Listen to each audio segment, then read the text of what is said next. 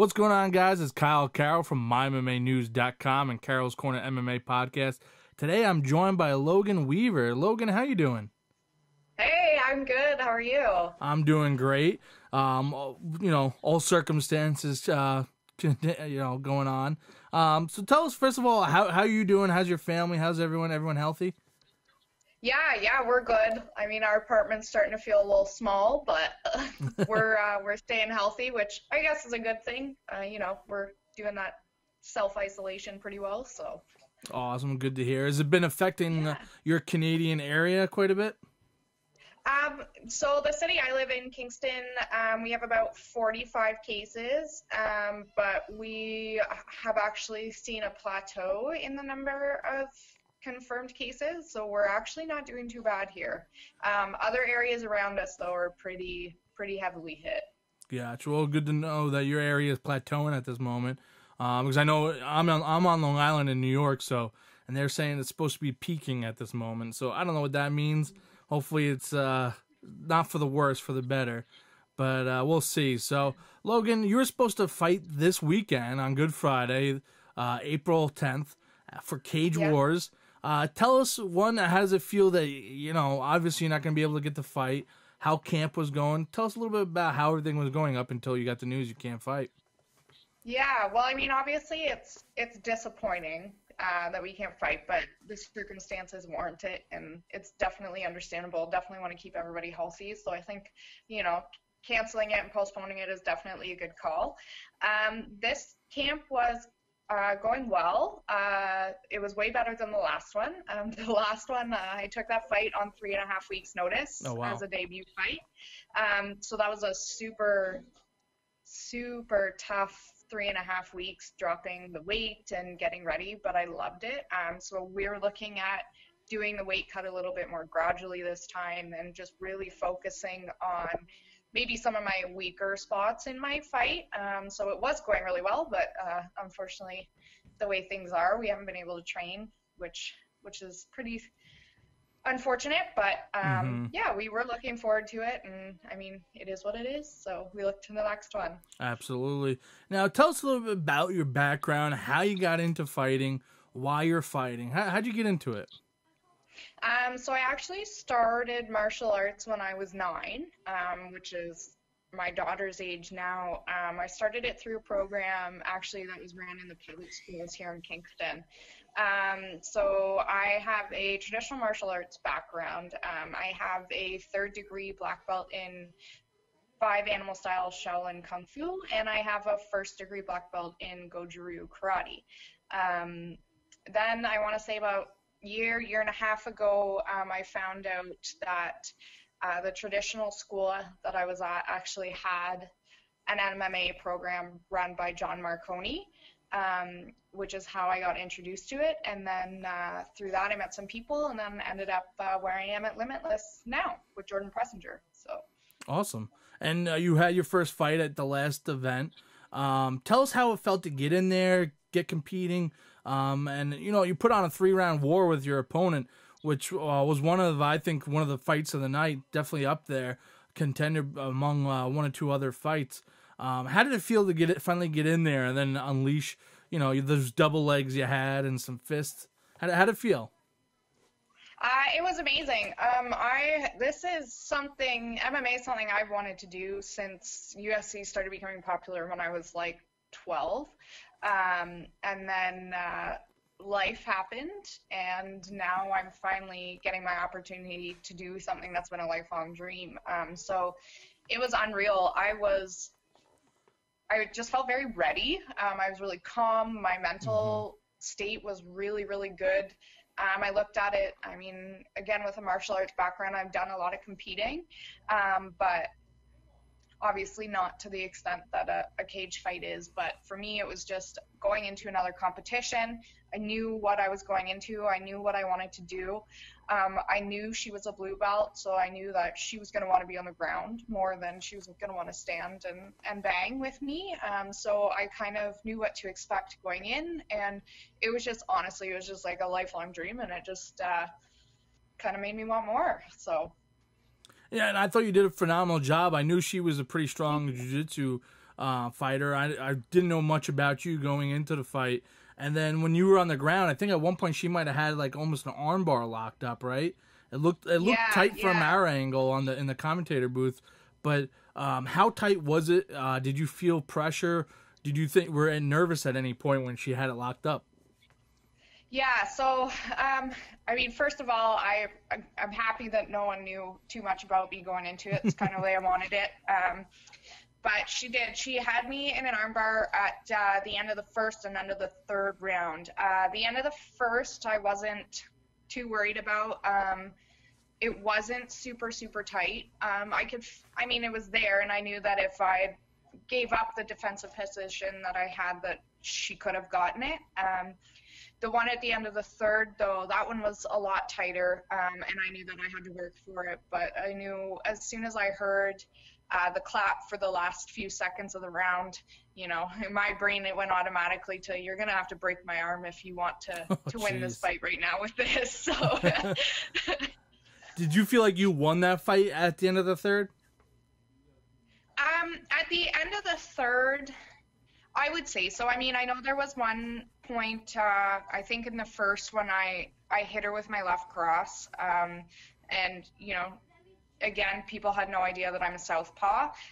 So I really was using that to my advantage. I know I hit her a couple of times that landed pretty solidly. And then I know there was one point in the third where if I could have just landed one more, I think I would have had her. And she definitely crumpled, but I mean, gotta hand it to her. She had a really great recovery with a pretty solid double leg that she shot for. But yeah, I would say that when the fight ended, you know, I didn't want to be cocky about it, but I felt pretty good about it. You know, I thought that I'd gone in there and I'd done what I wanted to do, and I had just hoped that the judges saw the same thing. So absolutely. And how active do you want to be? Obviously, all this is going on. When this is over, the coronavirus, how active do you want to be fighting? Is this something you want to be on like every show, or is it, you know, a couple shows a year? Want to show it 1 or 2, 3 shows a year? How active do you want to be? Yeah. I want to be pretty active. I would like to be able to have solid camps before each of my fights. I was really hoping, I mean, again, we don't know with coronavirus, but I was hoping to fight at least in my opening year probably three times or more if I could. I mean, potentially that can still happen. We don't know. But yeah, I would like to be, you know, fairly active, and Cage Wars especially was fantastic, but I mean, I'm also open to fighting other places, maybe a little bit closer to home every now and then. But absolutely. Yeah, I'd like to stay fairly active, and I mean, I just absolutely love it. So any chance I can, I'm probably going to take it. Absolutely. Now, did you watch film of yourself and see where you made mistakes and go back and be like, you know, I got to work on this, I got to work on that, and I did this well, but I didn't do that well? Did you watch your film like that, break it down? I didn't, but I had asked Jordan and Zach Baldwin, my striking coach. I asked both of them, I want to say maybe a week or two after my fight, to go through it and to break it down for me so that I knew where I needed to improve, and I knew what I needed to do. And then that's the stuff that we all started working on in the gym. And unfortunately, it's what we're going to have to get back to whenever things open up. But yeah, I had them go through it. I've watched it a couple times, and you know, there's a couple things that everyone sees that they're like, ooh, don't like that. But from a technical point of view, I had both my coaches go through, and it was super, super helpful. That's awesome. And, you know, what did you learn the most about yourself in that first fight? I learned that I can do it, which is pretty much all that I was hoping for, you know. Not many people get to live out a lifelong dream and then to find that it's actually something they're also good at. I felt phenomenal, you know, and I knew that it was something that I still loved doing, which was great, because I think every martial artist throughout their journey kind of at some point questions how much they enjoy it, and, you know, they put in so much time, is it worth it? And then this really just re-energized it, and it just made me feel fantastic. And it, like I said, it just showed me that I can do it, and I'm the type of person I like to push and see what I'm capable of. I definitely am known for being fearless, and I'll try anything, and you know, to try out a lifelong dream and be good at it was unreal. Absolutely. And tell us a little bit about who inspires you and motivates you to get up every day, go to work, go to the gym, train, and then get in the cage and stuff. Who motivates you and encourages you every day? That's pretty easy. That'd be my daughter. So I'm a single mom. She's 9. She'll be 10 in July. She also does Muay Thai, and Oh, she cool. wants to fight eventually. So that's definitely a huge motivator. For her to see me getting up and training and just doing something that I love to do, showing her that, women can be strong and, women can come in and be badass and kick ass too. But I mean, my family also, and I have a really fantastic support group of friends, training partners, coaches, just everybody around me. They are really what motivate me to do it. I don't want to let anybody down. That was also one of the biggest things going into this fight was, holy crap, if I lose, there's so many people who are already telling me that I'm going to win and be great. So, that kind of pushes me too. And then I'm also just a very competitive person, I went in there and said I'm not losing, and that was my motivation for 3.5 weeks right before the fight was I'm not losing. So that's what did it. That's what pushes me. But yeah, for sure, to get up every day and to train and do things and to be better is easily, that's my daughter, is the motivation. Now, how do you balance that schedule? Being a single mother, working, training full time. How do you balance all those things? That's a plateful for you. I think that's plateful for someone who's got a spouse with them raising a child, let alone you're a single mother. How do you balance all that stuff? It's a lot, but I've got I've got a really great gym that's super kid friendly, and the schedule actually works out. So a couple times a week, we drive an hour for training. Oh, wow. Each way. So we've got it so that we can do Kennedy's class before mine, then she's got to stick around for a couple hours, and then we drive home, and then on nights or days when her class isn't there, my parents will actually take her so that I can go training. Oh, that's awesome. Okay, cool. Yeah. Now, you said you're a fan of UFC and MMA. Are there any fighters that you watch and, fan of, as well as you try to imitate yourself after, your style after? Like when you're watching UFC or, Holly Holm, Ronda Rousey, Cyborg, or all the big fighters out there, or even the male fighters, do you like, oh, that's the kind of fighter I want to be? Is there anyone like that stands out? Yeah, there's a couple. So, Ronda Rousey obviously is the queen, and she always will be, and you can't convince me otherwise. She was a huge reason why I was so into it, especially when they first started coming out with women's MMA. When I first started watching, I was a huge Chuck Liddell fan. He just, Iceman cometh, But I would say today, I really like Joanna's style, just how she goes in and bangs. That's definitely very similar to what I like to do. And that last Zhang Weili was absurd. It was just amazing. And then in terms of male fighters, as a southpaw, you have to love Conor McGregor. That's just, there's hands down one of the best southpaws there is. And you gotta love John Jones too. So yeah, I would say today, right now, it'd be Joanna for sure and Conor McGregor. That's awesome. Now tell us, what are your long-term, short-term goals within the sport? Short term, obviously, it's to just get a next fight.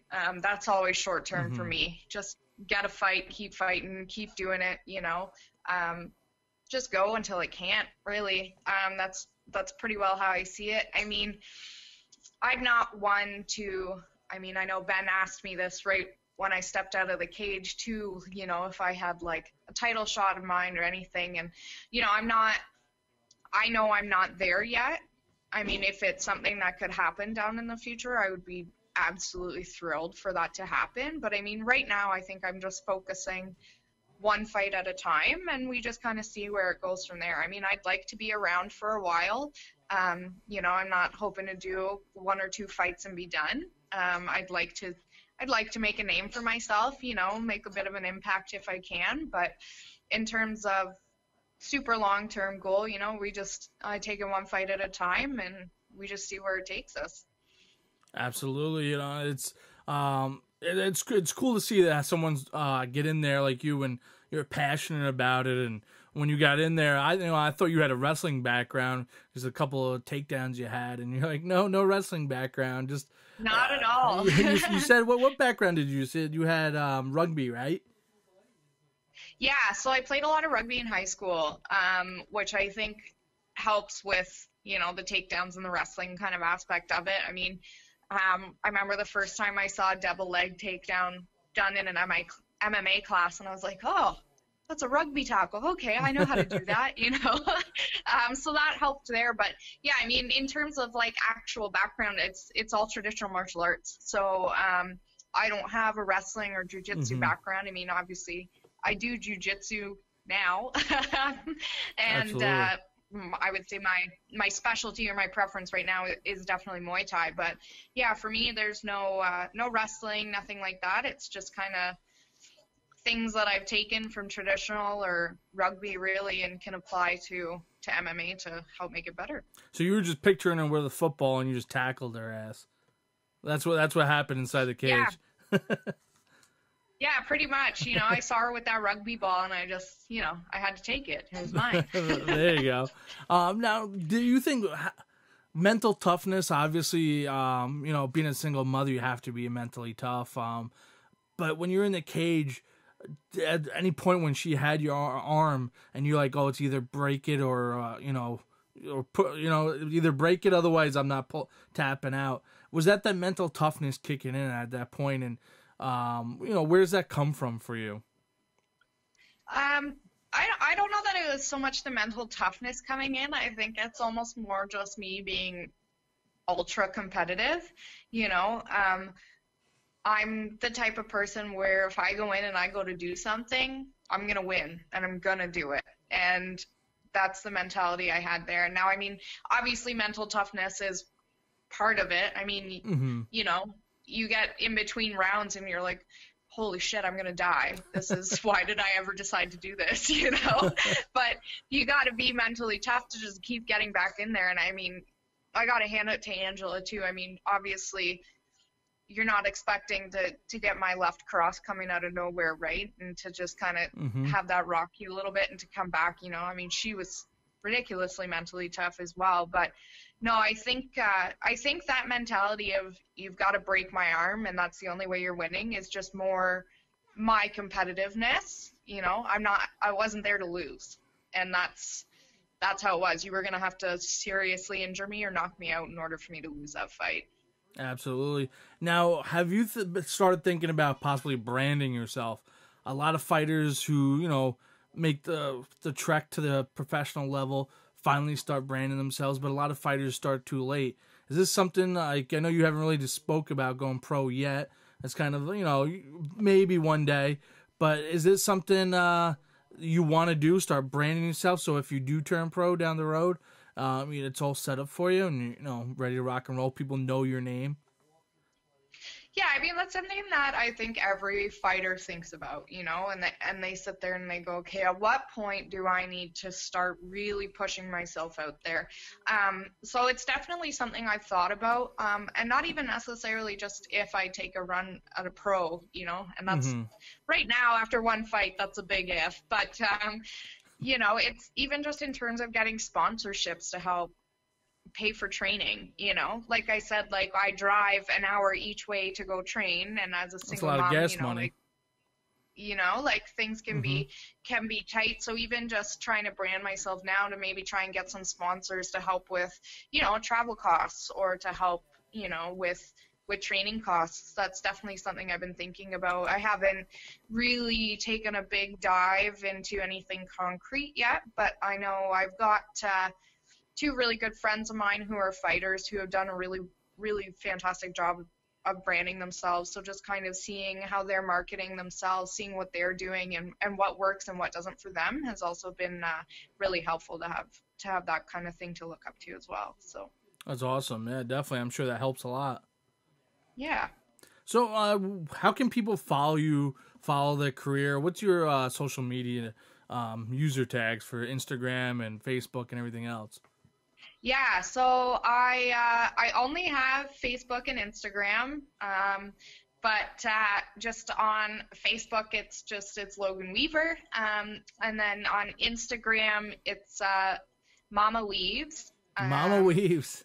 Mama Weaves. Like that was a nickname from a summer job that I worked for 5 summers, and it's stuck, and that's what it is. So, but yeah, that's there, and I mean it's not a private account either, so if you want to follow it, you can. You don't have to do one of those silly requests that even the meme pages are making everybody do now. But so that's it. And if you want to follow along, I mean, I would love to have people, you know, that interested in my fight career that they want to follow me because I'm a fighter, but also I post some pretty great things just in terms of my life and, you know, with Kennedy and speaking of and you know, who doesn't love a good meme every now and then? Absolutely. So I always ask this question to fighters all the time. Logan, what's one thing about you that nobody knows but you would like to share? I don't know. The funny thing is I'm a pretty open book, so there's not much that people don't know about me. Oh, goodness. I don't know. Honestly. I guess I'm a really big nerd. We'll put it that way. I mean, in the last like week and a half that I've been home, I've read through 5 of the Harry Potter books already. Oh, wow. Wow. So yeah, there's that, I guess. 5 of them, not just 1 or 2. I have 5 of them. Isn't that the whole series? There are 7 books. Oh, 7. All right. So you're missing 2. You got to do 1 a day, huh? Yeah, pretty much. That's a lot of reading. God bless you. I've seen those books. They're like the size of cars. So, all right, cool. So you like reading. You're a big nerd. How you consider yourself. Awesome. I've had black belts tell me they can't ride a bike, and someone's afraid of a sponge, and then there's random things. It's just entertaining to hear what people have to say. Yeah. Well, I mean, after those, there's okay, so I don't like the sound of people brushing their teeth. Okay, interesting. Yeah, it gives me the heebie-jeebies, and there are times when Kennedy's mad at me, well, she'll walk up to me and she'll just start brushing her teeth behind my ears because she knows it drives me crazy. Gotcha. Awesome. Anyone you want to give a shout out to? Anyone you want to recognize? Yeah, there's a couple people. So I definitely want to give a shout out to one of my best friends who's a fighter, Brandon Gilmore.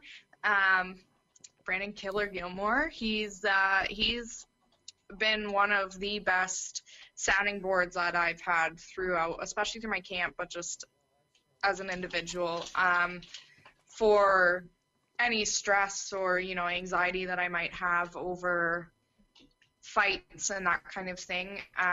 Obviously, you've always got to shout out to your coaches, Jordan Pressinger and Zach Baldwin. They were instrumental in getting me that win. I absolutely couldn't have done it without them.